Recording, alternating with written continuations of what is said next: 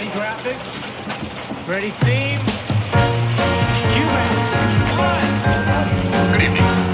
For your information tonight, we're completely aware of it. You know, the fact is we really don't give a shit how we look. You know what I mean? It's like we are what we are, and we've earned it. We're here. People will either like the show or they won't like it. The content is fantastic, and if they don't like it because we're old, there's nothing I can really do to change that. Hi everyone, this is Jessie Mullins. And this is Lauren Milberger. And we're back for part 2 with Joe Regalbuto. Yes, we loved the interview so much we asked him to stay. We just did not want to hang up with him. No. Just a little housekeeping for this episode. Joe couldn't think of the name of the actor, as well couldn't we in the moment, who played Henry Tucker, the gunman in Set Me Free. And his name is Robert Harper. And yes. Jessie wanted to add a little something about something that's interesting about this episode in the abstract. Yes. Okay. So we have had many conversations about censorship ratings, and you know something that's important to us is that we don't want to censor anyone. You've heard us beep a couple times if there's been an F-bomb that was probably uttered. However, we want to hold really true to TV standards, and at this time, there are certain words that are said on TV that we are not going to censor. And as I was editing, there was a curse word that Joe used that I had a feeling I could keep in, but I wasn't sure. And I asked Jessie, and she told me this great story. Well, so I don't know how many of those listening are South Park fans, but I remember quite vividly an episode called It Hits the Fan, which aired on June 20th of 2001. And they were pushing the envelope as far as what should be censored or not. So they challenged and did an uncensored episode. Obviously, it hits the fan. We know what we're talking about. The word shit or shitty is exclaimed and uncensored a total of 162 separate times in that episode. This actually does not always include the written and unwritten shits that were put in. So sometimes people go by the script and sometimes people go by the full airing. When it's re-aired or syndicated, there's actually a counter in the corner that just racks it up because they were basically challenging, we should be allowed to say this word. It's in the common vernacular now. Ease off of the censorship. So when she said, I don't know if is it censored anymore? I was like, oh no, I know for a fact it's not because of this episode. So by the end, if you ever watch this episode, it's a total of 200 times.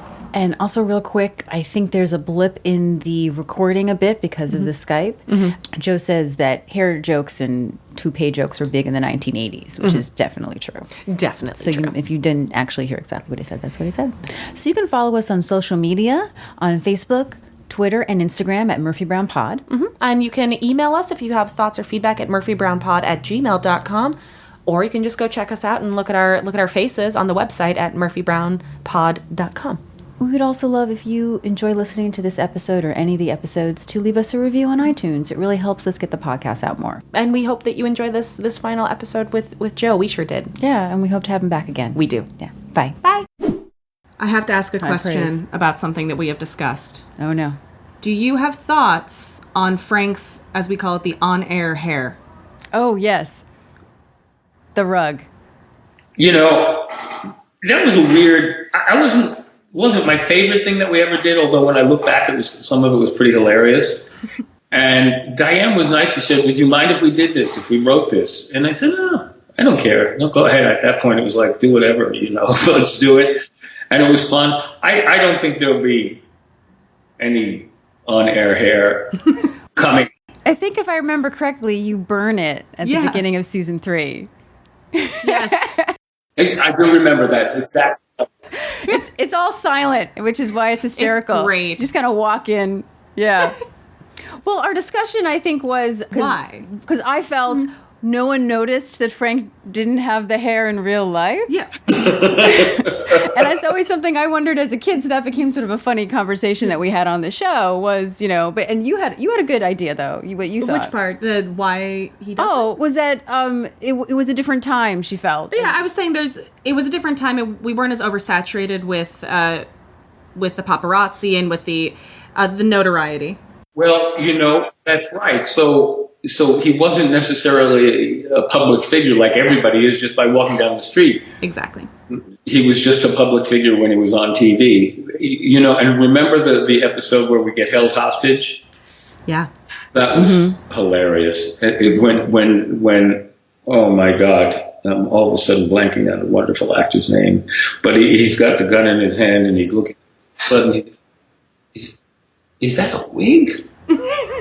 And so I say to him, well, why don't you just shoot me? Well, and something that Lauren had brought up in our conversation was, does Frank wear it in the field if he wears it on set? And so I was saying, well, first of all, I feel like he probably could, because if you're doing the investigative reporting, you could be wearing hats and different things that are rugged and covering that fact. No. And we've enjoyed the conversation. You know, that's funny because I never even thought of it, and we never paid any attention to it. Never wore it when, you know, he didn't put it on when Julia Roberts showed up. He never wore the thing. So that's an odd feature. I'm going to have to speak to someone about that. Oh, thank God. Thank God I didn't have to wear it all the time. Yeah. I appreciate the confidence that the real Frank, and the Frank who hopelessly loves all these women, doesn't feel like he has to wear it for them. Well, you know what? Now is a very different time, too. You know, now, like, everybody shaves their head, and there's no hair anywhere. It's hard to find good hair nowadays. Except for, like, you know, Grant has good hair. He still has good hair. But, he's blessed, yes. You know, you hope that it's also an old joke. Mm-hmm. Hair jokes, bald jokes, it's like, who gives a crap anymore, really? I mean, I find them kind of cheap and weak now. Yeah, absolutely, because it's an easier joke. Anything that's about somebody's appearance is a first level joke. I mean, you know, in the 50s, toupee jokes were gigantic. 50s, like, yep. Yeah. And it was, you know, made perfect sense to go on air with it, but you know, there are, I don't think it's even a thought coming around. Which I think is great, and I think also because that was part of the commentary about Murphy when the show started, was age, and having those slight touches without making it about the toupee. Where do they see us now? Yeah, I'm excited. I was thinking about that on the way here, that I feel like, you know, we know that story at the time that they wanted to make Murphy 30 and Heather Locklear. Yep. You know, and then after Murphy, it was very normal to see shows with 40-year-old leads. Yep. And so now it feels like there's a new taboo of having people over 70, you know, in the lead, and there's Murphy right at the forefront of it. Murphy just keeps coming in and being like, no. Yeah. I mean, you have Grace and Frankie. I'm over 70, by the way, so don't get carried away, okay? That's right. Sorry, not yet. I'm sorry. I apologize.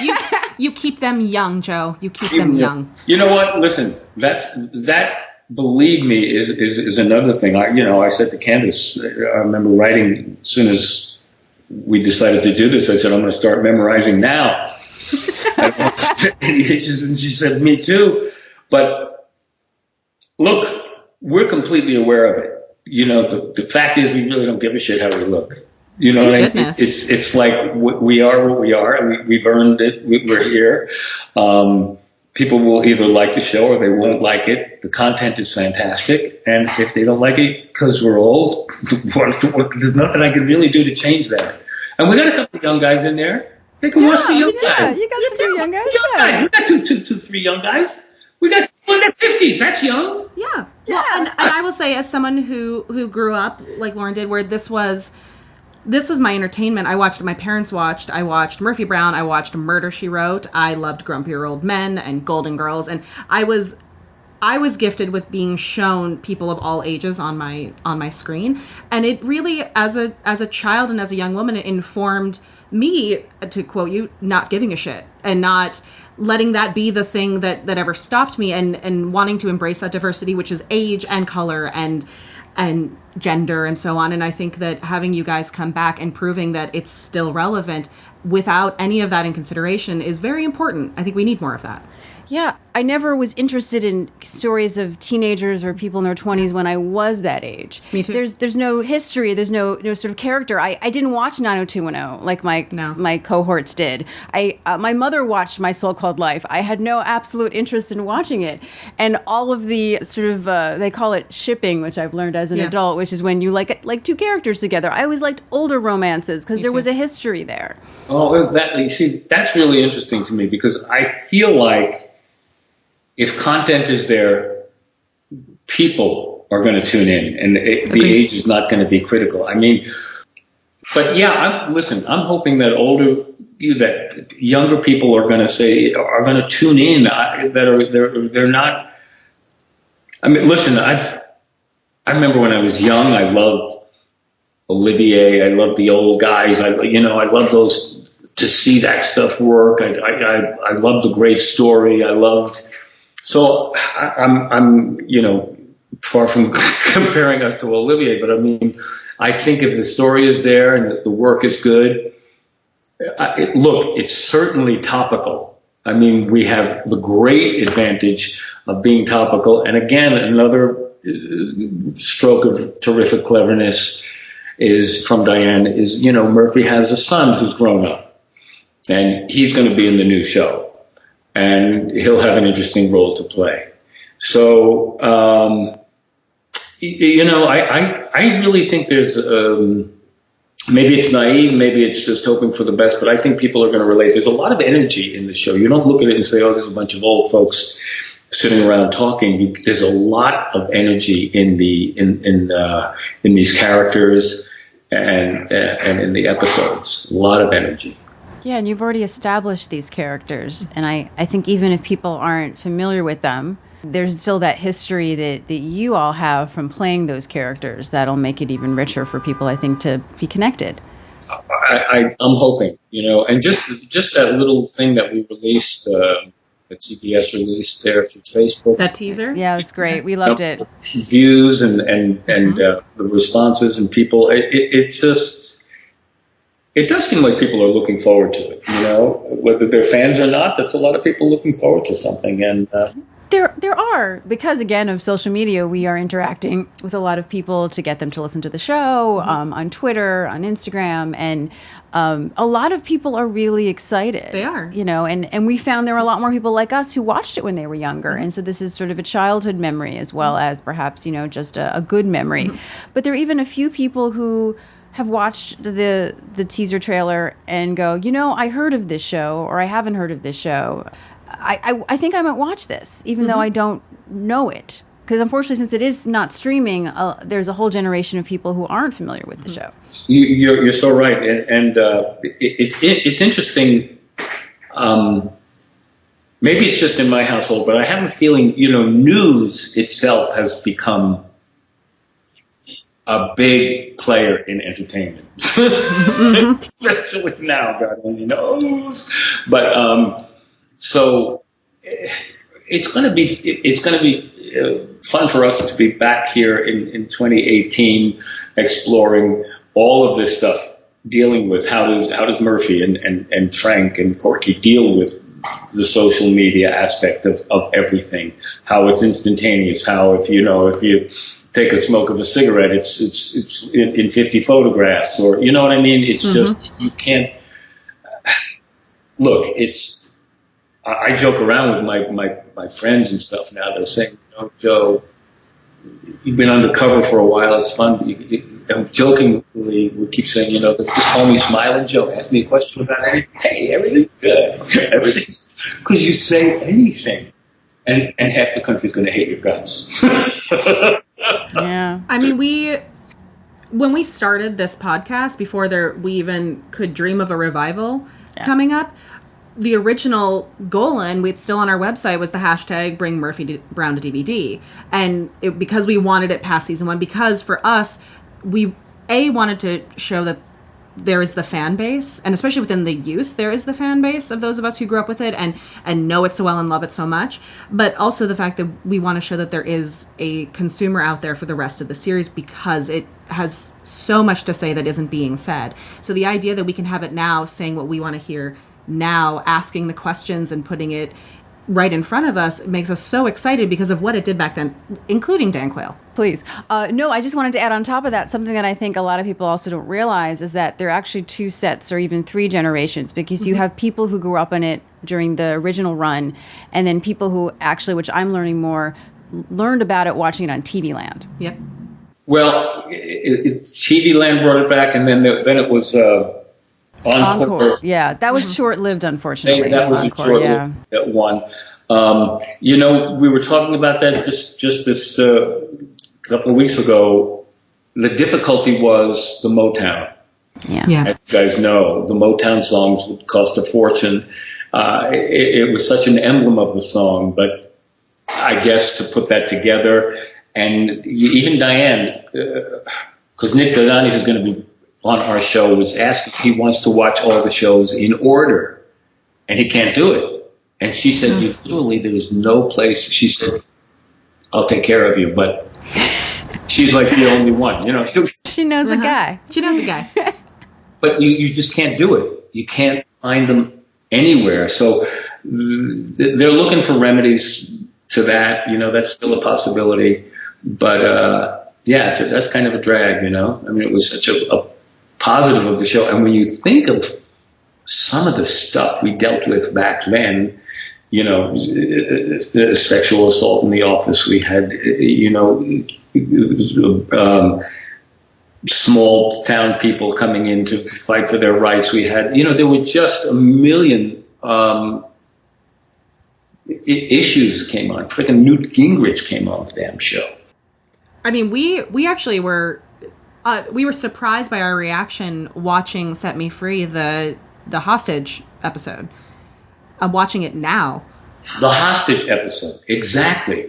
And that happened. It seemed like 1 out of every 3 or 4 shows we were touching on something like that. Mm-hmm. And plus I digress a little, but the people that came on, Geraldine Ferrara came on the show, Walter Cronkite was on the show, Bob Dole was on the show, Julia Roberts came on the show, Elizabeth Taylor came on the show, John F. Kennedy Jr. came on the show, Newt Gingrich came on the show. I mean, it was insanity. It was insanity on any given day.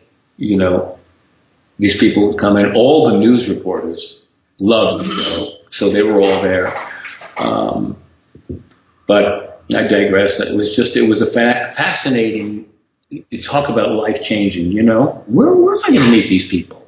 Jim Joe from Jersey Joe, what the hell, where are we going? But it was also industry-changing, too. And that's the thing I think that really stood out. I remember working on other shows. I remember directing a few shows. Oh, I'm going to give you a little bit of trivia. This is amazing. So Murphy Brown was shot on stage 4 at Warner Brothers for 10 years. A few years after that, the George Lopez show came on. I ended up directing about 50 of those on stage 4 at Warner Brothers. So I worked for about 16 years on that same stage. Wow. Is that nuts? That feels like home. You should do what Fellini did out in Rome and just move into it. He lived in his favorite studio. You know something? I think you have claim. Retirement. You have like squatter's rights or something. Instead of stage 4, stage Regalbuto. Regalbuto. Do you have any favorite episodes of the show that you can think of, or favorite moments of Frank that you loved playing or just loved for the character? There were many. I loved the man, and I loved my relationship with Gary Marshall. Mm. Gary, I was talking about Dudley Moore before, but to me, Gary is the best guy I ever met in showbiz. Just so down to earth, so funny, so from the Bronx, so smart. He would come in. He played the head of the network, and he would come in and just have us cracking up. And he had a particular thing with Frank from the very first time, where he tells me, "Here, Fontana, here, have some chocolates, Fontana." So he says, "They're from Belgium." I said, very good, great. So he starts to get on with the meeting, and I reach in and I take another. "One, Fontana!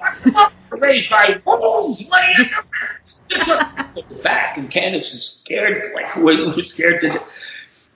And then I lean against his program board. He has a whole program with a whole season of things, and I lean against it, knock the whole thing off, and spew, everything comes falling down. "Fontana, what are you doing?" Not bad. Joe, if I may just very quickly go in there. So my dad did not watch Murphy Brown, but he loved Gary Marshall. And he watched that episode with me, and he still quotes that to this day. That's not bad. My dad also grew up in Jersey. A lovable guy. I was fortunate later got to direct a play at his theater, the Falcon Theater out here in California. I got to act in one that he wrote. Oh, cool. His play. And I'm in Gary's book because I was in Mork and Mindy. And he talks about, being in Mork and Mindy and then meeting him later and things. So, but I remember him coming to this big party filled with all the suits. And we were just, we were kids. We were coming out there and up on this giant thing. It was at Les Moonvest's house, and there was people there. And you're a little nervous at those, I'm not good at that stuff. So anyway, and then Gary comes in, how are you? What's going on? He kind of huddles us. You just kind of relax. He was so real, so sweet, so funny. I have nothing but the greatest things to say about Gary Marshall. He was one of the true angels in the business. How was it working with Rose Marie as your mom? It was brief. It was funny. It was Rose. She was terrific. People would come in and they would give their time, and they were actually excited and enthusiastic about doing it. And she was terrific. It was not a big episode that I recall, but it was. Yeah. And she came back a second time, but you're not in a scene with her. She's in a scene with your younger self. Oh, yeah. That's right. That was another episode that I loved. That's my favorite, actually. Yeah, I love it. I think we go down in a plane crash. Mm-hmm. And we end up at our own funeral. And it's one of the hallmarks of the series, that episode. Yeah. My ashes get vacuumed up by the janitor, by the night watchman. It's so good. Frank can't catch a break. Nope. Bobby Pastorelli. Bobby he says, I didn't bring anything. Well, here. He takes out a few Tic Tacs and puts it in my ashes. Here you go. I got to play the saxophone on that episode. That was really, really fun. It was actually an hour episode. It was I think it was a 2-parter or an hour or something. It definitely aired as an hour because I remember being very excited. Yeah, it was my first hour as a fan. And unfortunately, in syndication, it gets cut to shreds. It gets cut a lot because they cut into 2 sections, and luckily, I still have it from my VHS that I put on a digital DVD. So eventually we're going to get into season 2, and the only way we're going to be able to continue doing the series is either putting together 2 syndication copies. This is crazy. One from TV Land and one from original syndication run, or eventually the ones that I have. Really? Mm-hmm. Yes, they were. I would record them all on VHS. When did you do that? And about 10 years ago, I put them on DVD, and I haven't looked at it. Relatively new. Yeah, I had a DVD recorder, and I. But when did you record them? I originally recorded them when they aired. When you were a kid? When I was a kid. That's crazy. Recorded. So, okay, you haven't listened to all our shows. So eventually my fandom got so bad that so I good. would so good. So good. That I would record them, and then I would watch that episode all week. And then I would come back Monday. I was bullied a lot, and I needed to laugh. My whole school life was very unhappy, unfortunately. I'm fine now. So to me, the show also means a lot to me nostalgically because it helped me through this really bad time in my life. I'm dyslexic, so school in general was not a very fun thing for me. Oy. But I hadn't looked at it in forever, and I realized I should digitize it for the show. And so I've been, going through these DVDs, and, some of them are better quality than the others. But we have them. We have them. So you were so shy and everything, and you managed to decide to be an actor? What, are you crazy? I know. What was wrong with me? I mean, it's how I got over social anxiety because when I was on stage, it wasn't me. That's true. I was super brave when I was on stage. Yeah. No, I was obsessed with show business. Mm-hmm. That sort of, Mel Brooks, writer's room of show business. Listen, the show business, I think, got me. I remember sitting in the balcony with my friends watching a high school production of Brigadoon. And it was a funny guy. I remember very little about it, but I remember laughing, and I remember the applause when they came out, and the whole coloring, gets dark and it's bright up there. I was like, that was it. That was the initial, whoop, this is what you love. Couldn't admit it with my friends. You want to do what? It turns out they were all the most supportive, those kids from high school and everything. But I was more extroverted. I was more extroverted, but also struggled. Was an okay student, but when I say okay, I mean sort of barely okay.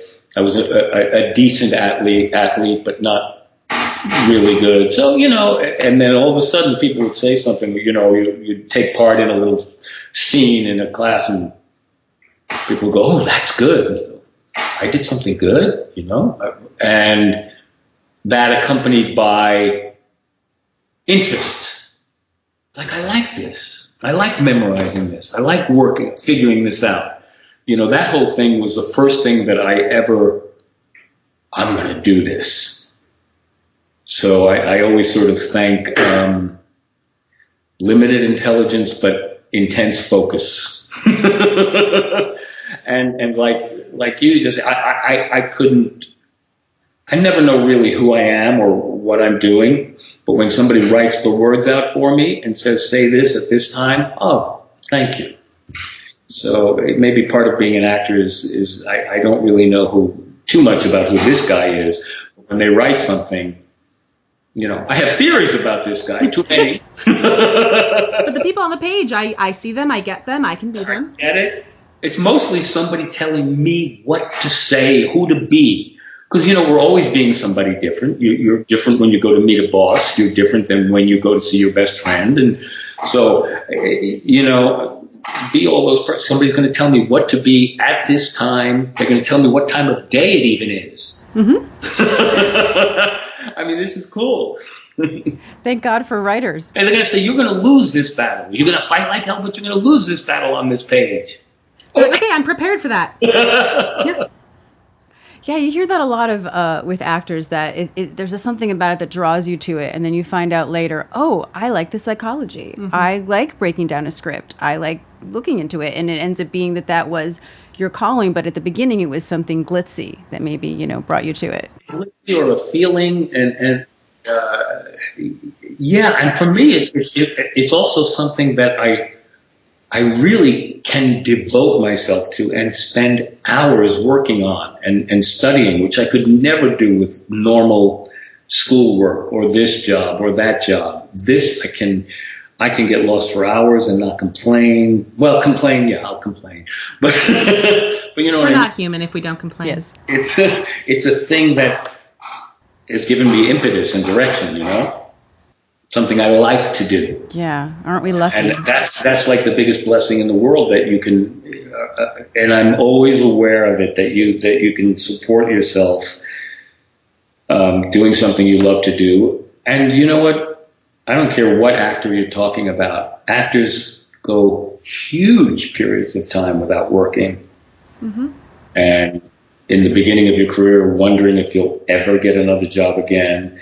And it's a horror. And only until you get to your advanced years, only that you can sort of look back and you say, boy, have I been blessed to do so many things. While you're in the midst of that, you're sometimes thinking, okay, where's the highest bridge? It's tough. One of the most interesting things for me as a professional performer and artist, writer, we all do it all, is going back home to the family members who ask, are you still doing that thing? Waiting for you to grow out of it. Or getting the question of, what's it like to audition? And when you have to kind of explain to people that, no, in reality, it's every day we're going into another job interview. We're not going into one and then working there until we get bored with it or something like that. We get one job and it might be a day. You might luck out and get a sitcom and you get to be there for a long time. You might get a 3-month movie. You might get one voiceover gig that's an hour. Very rare. The sitcom, the 10-year sitcom. Mm-hmm. Yeah. it's impossible. Let's put it this way: the lottery, you got a better chance. It's ridiculous that somebody came and picked me out of a hat to do Murphy Brown. I mean, I have no rhyme or reason for it. There were other pilots I did that failed. You know, I'm not saying that I'm a rotten actor. Yeah, I'm a decent actor. I can do some stuff and blah blah blah. Still, I mean, I saw a lot of terrific actors came in who tried out for Frank and who ended up getting recurring parts. And, you know, Jay Thomas was one. I mean, there were a lot of people who... You were the right person for the role. And there's very rarely a rhyme or a reason. Yeah, and Jay Thomas was the right guy for Jerry. Exactly. That's for sure. Right. You know, listen, who knows what your karma is, what's around the next bend. And I'm a full believer in that, you know. So, but sometimes you don't see it until later. I was not expecting this to come back.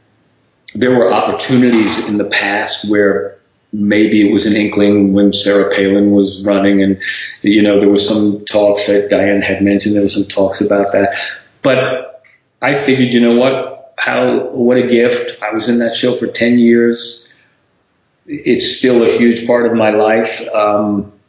No getting away from it, you know, and I accept that fully. I'm very happy. There's a lot of other places that I could be. So I'm always aware. Whenever they would open up the gates to the lot for me to go on, thank you, Lord. You know, I am aware fully from my own experience and from others how blessed I am.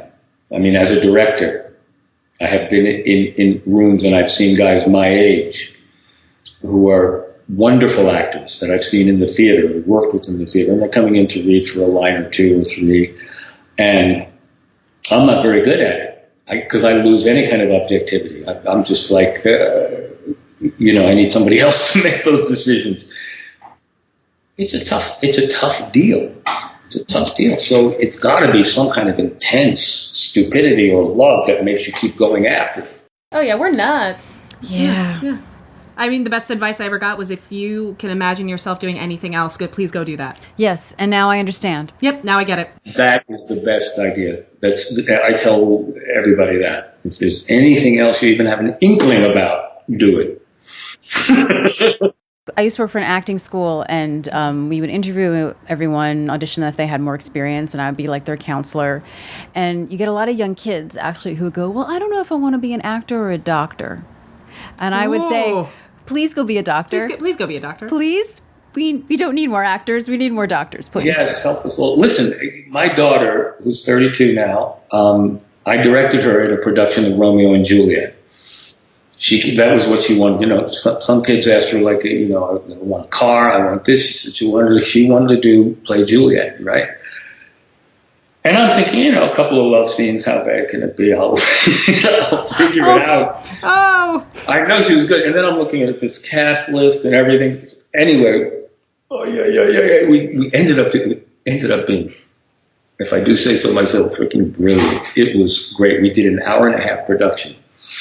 My point is, she was spectacular. She was really good, very good actress, but could not deal with the rejection, with the spank, with the this, with the no, you're not good. Plus, she's an emotional girl, and this and that. It's like, and she decided I can't do it, and went another direction. I'm glad, and I thank God that she did. You know, she's studying. She wants to be a psychologist, and she's got 1 degree, and she's going further.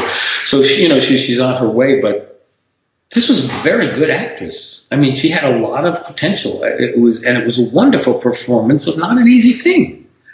But some of us, it's just, and I'm very happy for her because it could have destroyed her. You know? I think she was very fortunate to have your example.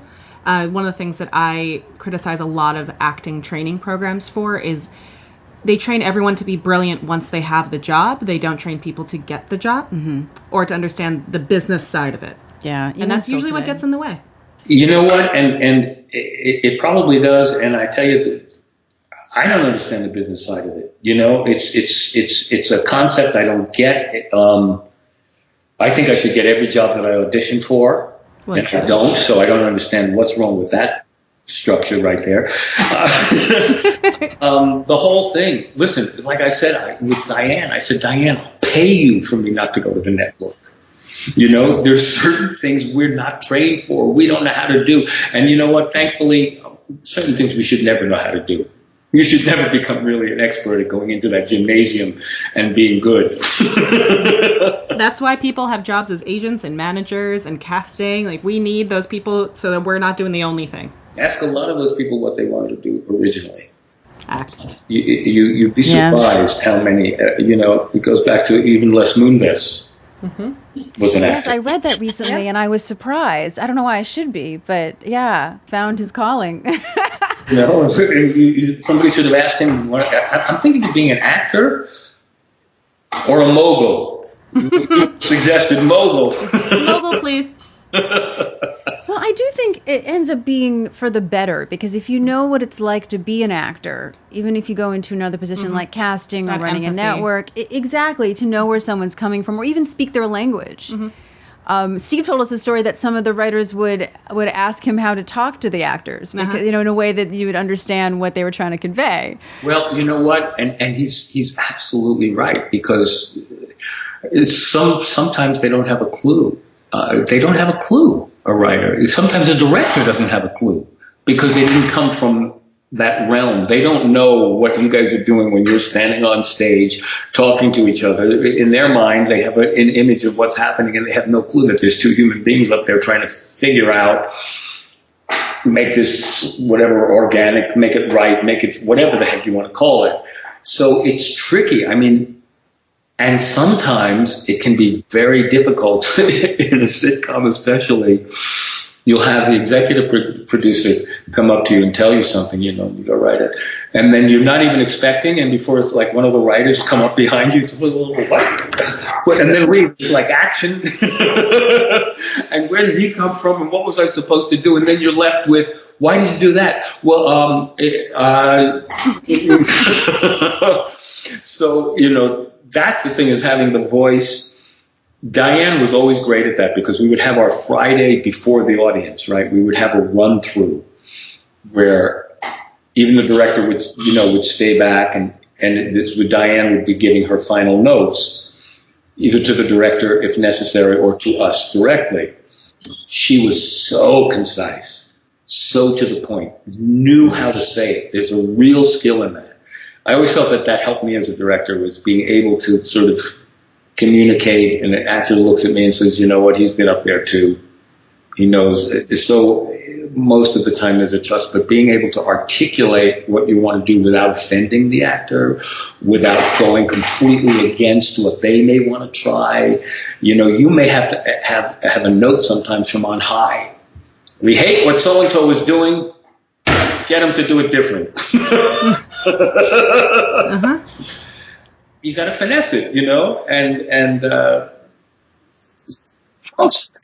an experienced actor is terrific. An experienced actor, you can go up and say something like, you know what, man, I'm having an issue. I got a light that's over here. Can you come around just another foot or two over this way? Boom, you don't have to go any further. They're there. They'll do it. They get it. They get the whole thing, that it's not just about them saying their word, that there's a whole team of people, and it's all got to work for everybody. Sometimes, and it's rare, but sometimes it's even gotten like, why would I do that? You want me to do that? What's, and you explain it once, you explain it twice, then It's like, well, I do need you to do that. Yes, I think that a lot of young actors over time realize, okay, this is my job, so it's my job to figure out how to get to the other side of the stage. Yes. Exactly. That is what blocking is. You just say, yes, I will do that. I will and figure then that out. Come up with it. Just like saying you can horseback ride. Sometimes it's like, something, it's doing great, but you're blocking the star.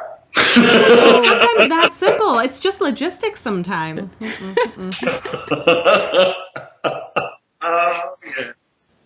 If you guys want me out, I am ready to run. If you're saying, Joe, we've had enough, thank you very much. I don't think we'll ever have enough. One of the things that we've talked about, though, is wanting to look at potentially having people on to talk about specific episodes. Aha. which I know is something that we would love to pick your brain about, especially if you are we have Summer of interested. '77 coming up soon. I would love to, because that was a transitional episode for me, where I think I was able to sort of. There was a thing that I feel like I was missing a little bit from Frank, and that was kind of an arrogance that a lot of these people have. It doesn't mean arrogance, not in a nasty way or an aggressive way, but they're not drinking violets. No. A lot of reporters are really well educated. They're smart as hell, so there's a certain element of that which is kind of fun. Mm-hmm. Yeah, there's another flashback that I really enjoy is, I think it's called A Night to Remember. It's the Election Day episode. Frank is at a voting booth. Oh, He's still working for the Times. Yes. And he meets this girl. Yes. Who I have to say, I felt like of all the women that Frank met or flirted with or dated with, the two of you had such great chemistry. I believe it was Liz Vassy. Of course, Frank never seemed to really date anyone past one episode, unfortunately. It's kind of she was very sweet. I remember that, and I remember, going back, we did that flashback, and absolutely, yeah. You know what? There have been. I agree. She was probably the most normal. Probably they could have had a relationship.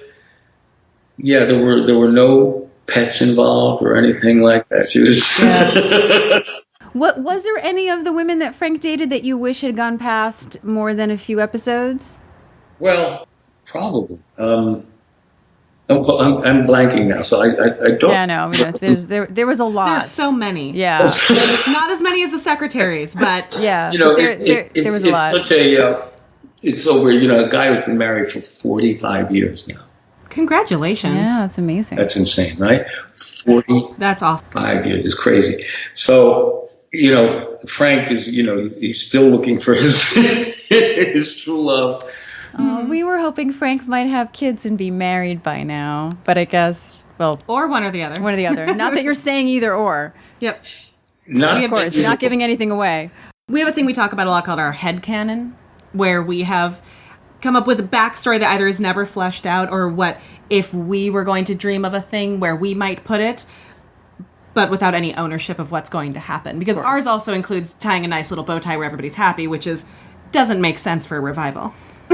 You know what, though? But it does. You wonder what these folks all up to, and you're going to find out. You're going to find out what they all are. I think that, you know what? I think that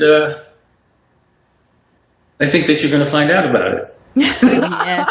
Good. We had a feeling that we might. Yeah. Cool. I would like to say that it's smart and well written. Hopefully we'll well act it too. I think so. We're excited. I tell you, it was a big thing to open that script up and read it, because other than knowing Diana's so good at what she does, who knows? Could have been a down day. Mm-hmm.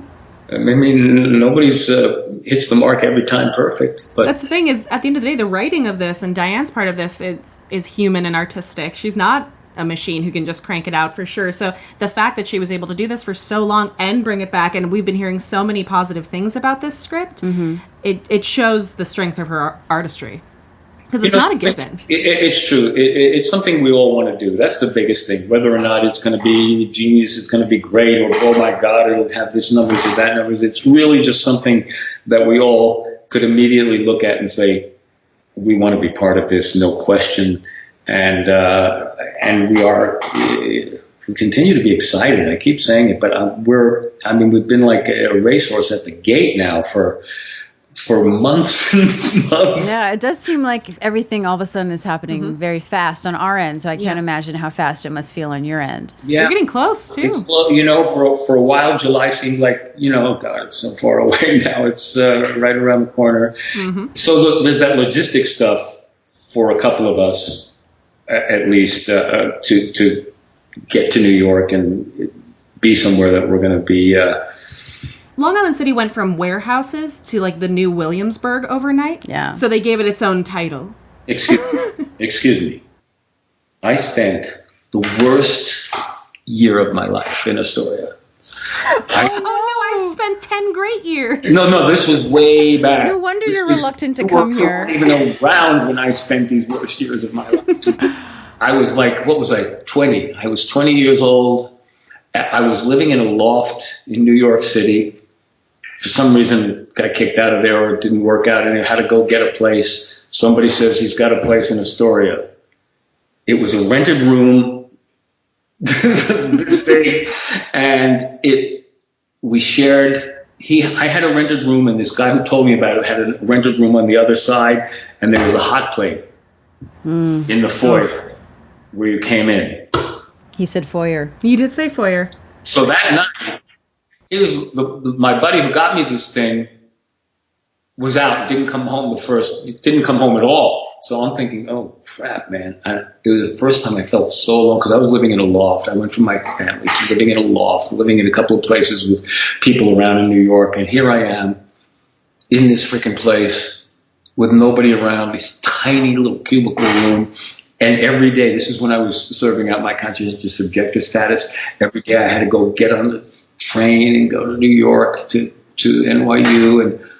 And I remember I could see studios off in the distance that they were building or rebuilding, or they were old and they were abandoned. I don't know what they were, but If I may say, Joe, that might have been Kaufman Astoria, because Kaufman Astoria has been around since the talkies. I am almost positive. Well, this was after the talkies started. No, I just mean it was there.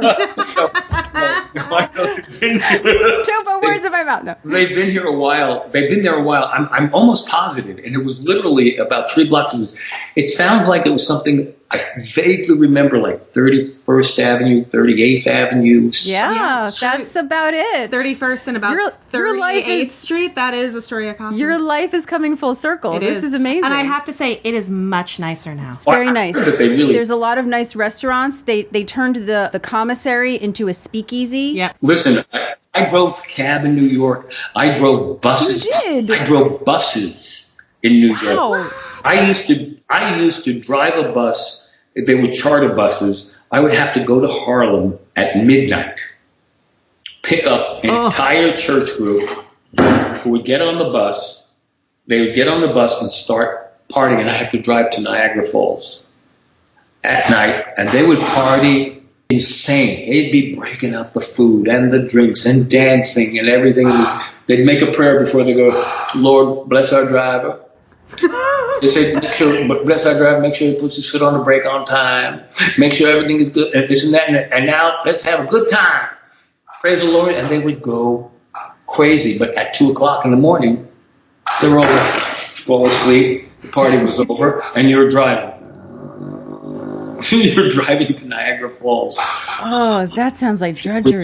Yeah, it was horrifying. With 60 people behind you, driving cabs, getting ripped off, robbed. Oh, God. I mean, in there. My dad was a tour guide in Alaska, driving tourists and motor coaches for many years, and that is... Yeah, I drove the tour bus around New York as well. I did that one. This was the supplement when you were acting or when you were at NYU?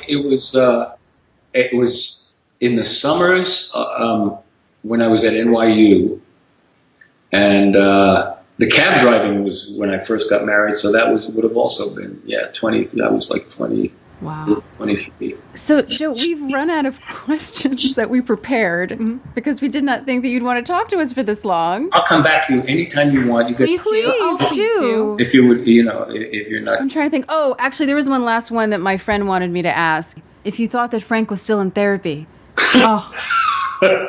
I would say that I don't. You know what? I say no. Yes. Good. But also, I support therapy, so... Listen, I'm not saying... For Frank. I don't think he's against it, but I think he's maybe going through a period of, you know what? I'm going to handle this shit. Yeah, Frank. See, that's great. That's progression for Frank. It is. Hey, I don't know if Diane has a different idea, but that would be my vibe. Well, we'll see, because if Diane does hear all, and you say this, you'll see in a new draft whether... Oh, she hears all. She's probably going to write something like, Frank thinks he's not in therapy. Oh, no. Amazing. Well, I mean, I'm sure Phil. I mean, now we have Phyllis, but sort of served as a bit of a therapist for everybody. Completely. He was the best. He knew everything about everybody. He knew what was going on in Washington before they did. You have to love Phil. I always love that when he says, I warned Eisenhower about that. And he was so funny that in that one episode you were talking about being at our own funeral. He's sitting in the back and he'd say, "Oh, Miles, Frank owes me a little bit of money. Who would I ask for that money? Would that be you, Miles?" I just love at the funeral. Everybody's got their issues. Everyone. Yeah. It's It's really one of my absolute favorites, and I think because it takes what the show does best is that it takes comedy and drama and puts it together, because it is a really funny episode, but it's also It hits you in the gut. it does, because these are two people who are reevaluating their lives. Yeah. And we talk about that voiceover, that monologue. Oh, the montage! I say that montage is the best montage that I've ever seen. The way that they intercut episodes from the lines. show, plus new scenes of you and Candace when you're younger, and then bits of dialogue from episodes over other scenes of their life flashing in front of their eyes. It's beautiful. I have got to. I absolutely don't remember that. I have got to revisit that. It is some beautiful. It's not only beautiful acting and writing, but it's beautiful television work, like television at its best and what it can do. That's exciting to hear. Whenever I hear something like that, I tell you almost don't know how to respond. It's just exciting to hear that. That it's television. You're always making an effort to do the best work you can do to just try not to be the one who screws it up. And I understand that. Well, they can always edit you out, I guess. Exactly. Right? Well, there is that, but sometimes even that's tricky, Look, there are clear episodes where you can see Candace with her back turned to the camera giggling. The show actually... Hey, listen, there are scenes when you cover your mouth, Yes. and we are pretty sure you're laughing. Oh, We're like, we lost Frank. Yeah, we're like, Frank got to his face a lot. I mean, it happened a lot, all of a sudden you're not expecting. Grant would come in with something, oh, Jesus, God, this... you're taken by surprise, and always a thrill, of course. Yeah, the outtakes from the show are really fun to watch, because you see, obviously, you guys having fun, but that you're finding it as funny as we are. Yes. And that I think there's one from season 1, since obviously we're doing season 1, where Barna asks who hasn't laughed yet. Yeah. And then Grant raises his hand, and then everyone just loses it. Yeah. Oh, that's so funny. I wonder if it was. I wonder if that was when Miles goes to visit Candace in the rest home. No, that's different. So good. That one I understand is a very famous one. That one started funny, and like 10 minutes later, the rest of us were like, "Please, God, don't let them laugh anymore." I mean, that's the thing, right? Like, it's a job, and eventually... Exactly. Yep. But One of my favorite things watching outtakes from these great comedies is watching the poor featured actors when the leads are cracking up, because you can tell they're doing their thing of like, I don't want to be the one to mess up. I can't laugh. I can't be the one who messes up because I don't have the warrant. And you just watch the leads lose their minds, and you see the person just trying, that new actor who's just like, I got my co-star. I'm going to do this. And they're trying so hard to be serious next to everyone else losing it. and I got to tell you, we had some great guest stars. I mean, they were terrific actors. I mean, so good. Many of them have had plenty of career after and before Murphy Brown, but they were so good and so funny that you couldn't help but laugh at some of them. I mean, some of the secretaries alone. Oh yeah. The concepts were great, but when when you actually have Hitler there, dancing and wondering, and he's not Hitler asking the question, I don't know, I can't seem to keep a job, and I don't know why. He's got the mustache. It's just, some of it was just so good, and those actors would nail it. I mean, I remember it. I don't even remember his name, bless his heart. When we were watching Murphy go undercover as a hooker. And him just saying, this was the guest actor saying, well, you got the hooker, and a really old hooker. He kept talking about Murphy as she's a really old. Joe, I feel like I need to tell you this story now. So I would also record interviews with you guys on this tape that I had.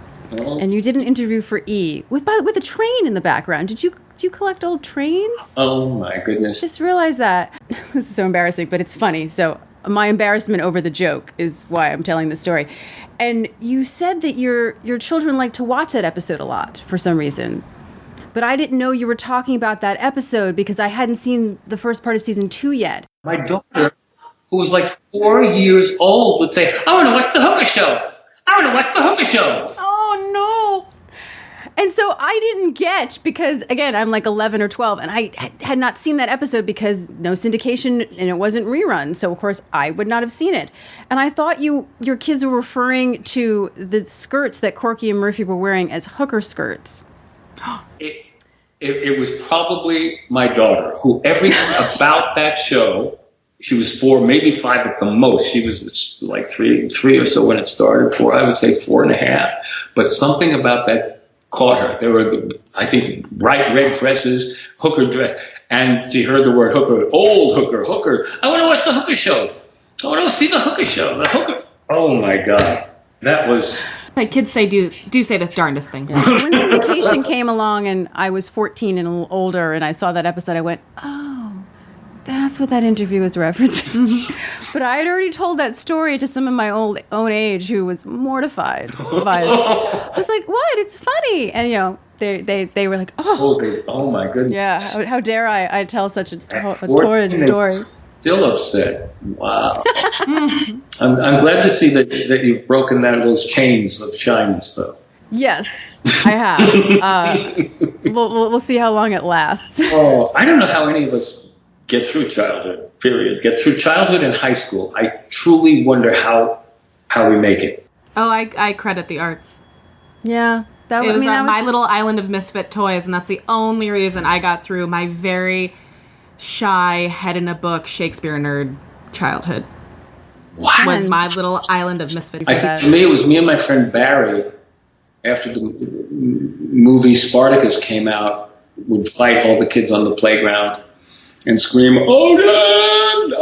Because that was the big thing. We wanted to scream Spartacus. So mine was more about surviving with those kids. Yeah, all the kids. definitely just figure out a way to get through, because you don't know what you're doing when you're 7. No, you don't. 8. Oh. I just knew I wanted to be Emma Thompson in Much Ado About Nothing. That's what I knew. Which is a great goal. It's still my goal.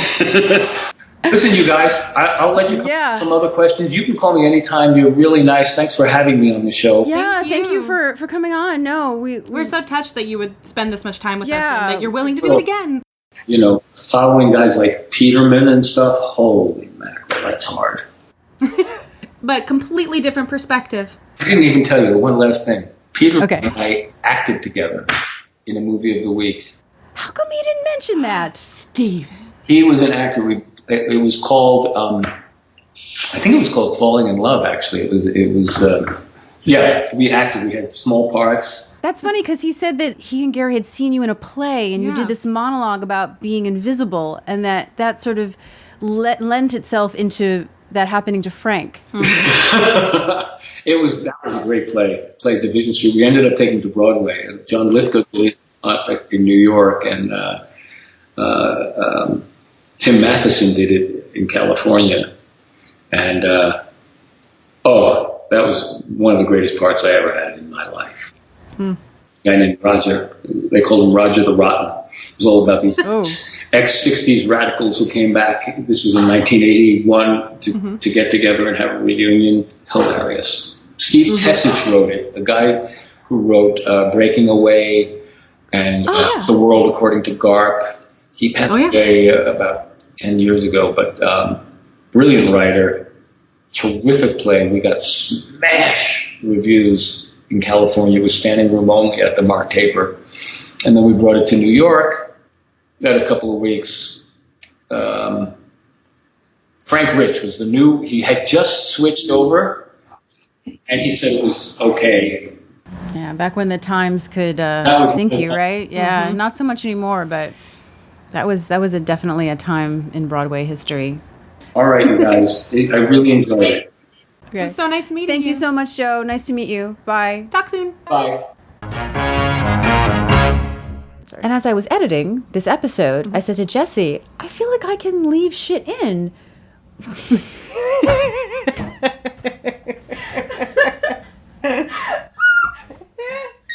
Cool. So that's the bumper at the end of this one. Oh, I feel like I can leave shit in. Well, better out than in, honestly. Wow, I'm just Gracie Allen today. Woo. Okay. Okay. Who hasn't left yet? Um,